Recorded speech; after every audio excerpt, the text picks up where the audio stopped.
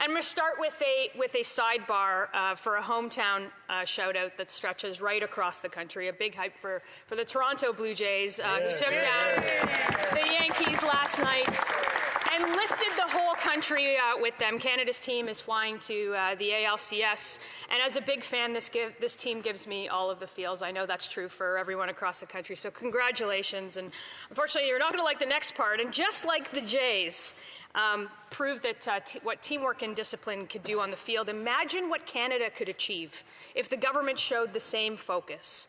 Because unlike the scoreboard at the Rogers Centre, which you've been seeing go up and up and up, the only numbers that are going up in Ottawa, unfortunately, are deficits, unemployment, and net investment flowing southbound rather than here. And I'm going to tell a story, rather a cautionary tale. Once upon a time, in the not so distant past, the year was 2015, a trust fund millionaire living in liberal la-la land decided to run a radical experiment. He decided to spend billions of dollars of people's money to figure out that whether budgets could truly balance themselves. And never mind that anybody with a background in finance, accounting, or any part of the real world told him that it wasn't possible, Justin Trudeau wasn't going to be deterred. According to the Trudeau School of Economics, proudly located at the University of Unicorns and Fairy Dusts in a land of make-believe, spending ourselves deep into the red, lighting endless amounts of taxpayer money on fire and calling it, quote-unquote, investment in spending, he said that that would somehow make us all richer. Well, 10 years later and hundreds of billions of dollars later, the most expensive and costly experiment in Canadian history has ended, and now everyone with even an iota of common sense could have predicted what would happen. And we didn't get the promised utopia that everybody gets a job and nobody has to work and nobody thinks about monetary policy. Instead, the Liberals doubled the debt to give us higher inflation, higher taxes, and smaller paychecks. And that's true today. Our living standard, as measured by economists, stagnated, and it's getting worse. And rather than creating more prosperity, we lost $500 million in foreign investment. Investment per worker dropped by 10.8%. Our labor productivity sunk. And all while he told anybody who questioned any of this as either talking down Canada, he called them racist, he called them alarmists, saying that the planet would burn down. He called them every name in the books just for calling out the facts. And when Canadians were finally freed of the high-tax, high-spend Justin Trudeau regime earlier this year, they breathed a short sigh of relief, because the new guy was supposed to be different and he was supposed to be better. He said he was an economist who knew how markets worked. He said he would cut back on the reckless spending and make it easier to create investment here in Canada. He said that he would do things differently. He said that he would get a trade deal with the United States. And here's where we're at. First of all, he kept the old people from the old government, the finance minister, the trade minister, the jobs minister, the foreign affairs minister, the justice minister, most of the front bench, all the same. So not really a new government. And instead of fighting for Canada and keeping those elbows up, he brought a calculator to a knife fight like his minister said that he would. He's adding up on that calculator a $1 trillion gift to Donald Trump, subtracting 86,000 jobs here in Canada and multiplying American tariffs on our goods by 2. And he's not spending less. He's spending more. Justin Trudeau was the most expensive prime minister in Canadian history. His budget was forecasted this year that we would spend $42 billion. The Liberals would spend that. The parliamentary budget officer says that the new prime minister is going to spend 60% more, and that amount is only growing. And somehow the new prime minister has found a way to spend more than the guy who spent more than all of the other prime ministers combined. For those of you watching at home, spending $26 billion more means making the deficit bigger, not smaller. It means less money in your pocket. The prime minister is hoping that you don't notice that. They're telling Canadians again, just like they told Canadians in 2015, that money is an investment and it's supposed to create more jobs. But here's how it adds up. We've lost $54 billion of net investment in just half a year going southbound, not coming here. 86,000 jobs are gone, and we have the fastest shrinking economy in the G7 with the second highest unemployment rate. Instead of the strongest economy in the G7, like the Prime Minister stood at every podium during the election and promised. These aren't stats. They're connected to people, to people's lives, to families, to paychecks. And every job loss in a place like Windsor, Oshawa, Ingersoll means another family isn't sure how they're going to put food on the table. A father isn't sure how he's going to tell his kids that dad doesn't have work anymore. Every person who wants to work and can't find a job doesn't have the dignity that comes with being employed. These are the real stories of the effects of these big numbers. And every time somebody who's working 1 or 2 or even 3 jobs goes to the grocery store and can't afford basic necessities, it is the failure of the principle that if you work hard in this country, you should be able to get ahead. That is why we fight. We fight for every single Canadian who's being forgotten and left behind by the big numbers that the Liberals are putting on the board. If you measure your wealth by looking at stock indices or portfolios, this Prime Minister is your guy. But if that comes from a paycheck, you are being sold out in this scheme. And that's why it's so infuriating to see the Prime Minister and the Liberal government doing the exact opposite of what they said they were going to do. And it is especially galling that after the Prime Minister went to Canadians in a time of crisis, offered them his word, offered them hope, and then completely forgot about everything that he said on the campaign trail, or worse, possibly didn't mean any of it at all. The Liberal government has been spending all of that money for 6 months with no plan of accountability or accountability of how they're doing it.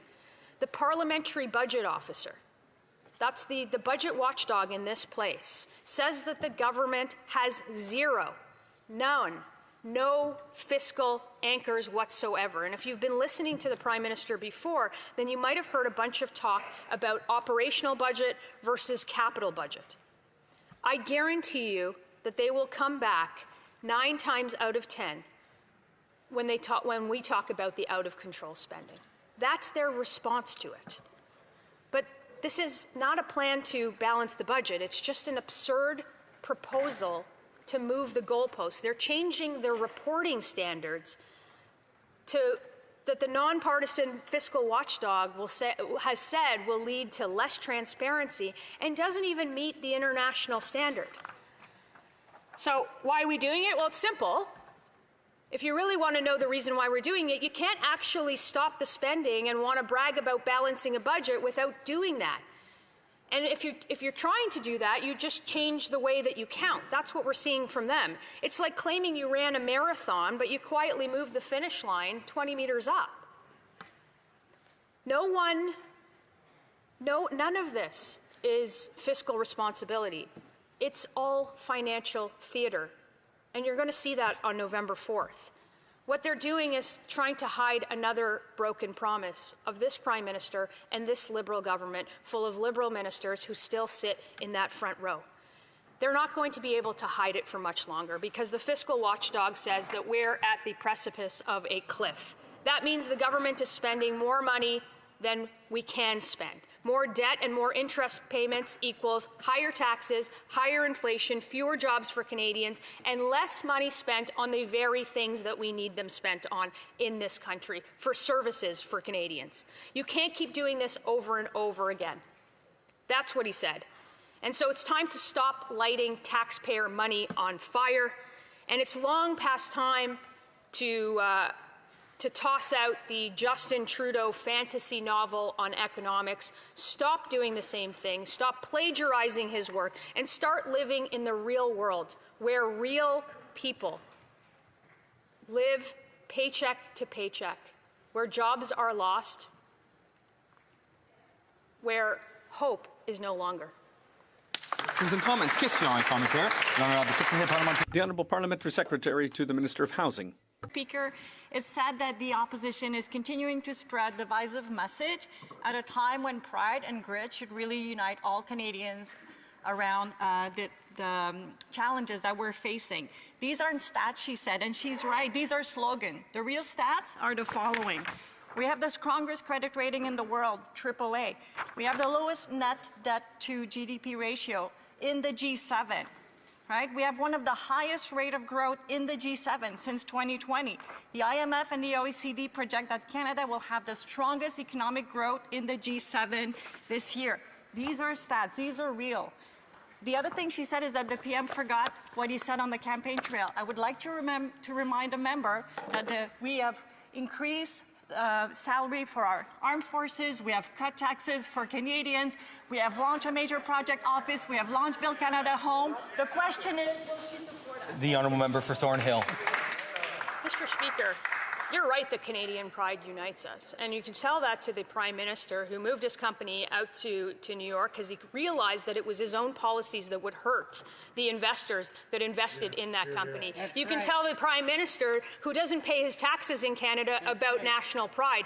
You can tell all you want to the worker in Oshawa that just lost their jobs because the Prime Minister can't get a deal on Ottawa. You can tell him all day long that the debt to GDP ratio is good. But what are you going to tell him when he can't put food on his table? And what are you going to tell him when he gets the pink slip? What are you going to tell the 86,000 workers who have been laid off in this country, the investment that has fled south?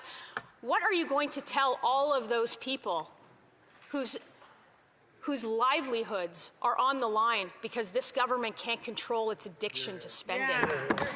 Question et commentaire. Questions and comments. The Honourable Member for Drummond. Thank you, Mr. Speaker. My colleague's speech was very interesting.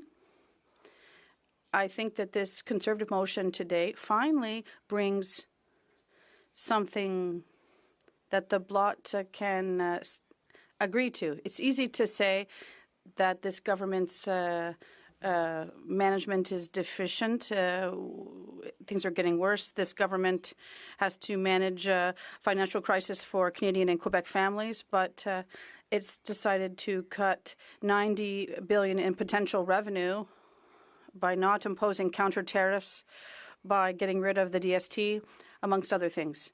But the Conservative austerity proposed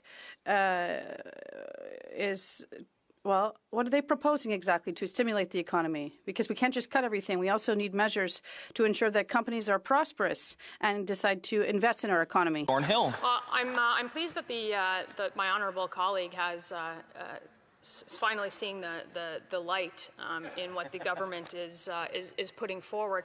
Look, we have said time and time again that we have to build the Canadian economy with Canadian workers and Canadian investment here, with things like getting rid of the oil and gas cap so that the pipeline that potentially was approved 10 years ago that is back on the table can actually be filled with oil, that we can unleash the capacity of the private sector to invest here by cutting red tape and regulation. He has heard that time and time again, and I'm glad that he's finally standing up to oppose this government's reckless spending.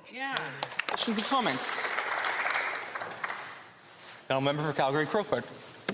Well, thank you, Mr. Speaker, and I enjoyed that speech very much, and I was quite surprised by the line of questioning that came from the Liberals. They would have you think that we've never had it so good, that everything is rosy in Canada, that after 10 years of economic and fiscal vandalism, that Canadians should just congratulate this government for a job well done. They have broken every single promise they have made on deficits, debt, fiscal anchors, fiscal guardrails, whatever you want to call them. Would the member have any further comments on that with the remaining time? Member for Thornhill in 40 seconds or less. I will say this. The Prime Minister stood in front of Canadians at a time of crisis, and he asked for their support. He promised them that he was going to be the guy in the crisis to negotiate a deal. And since he's become Prime Minister, I will remind this House over and over again that $54 billion of net investment has fled south. He's promising to make that $1 trillion without the promise of even $1 coming back into our country. 86,000 jobs are gone. We have the second highest unemployment rate in this country. That is nothing to be proud of, and certainly things have been much, much better in this country.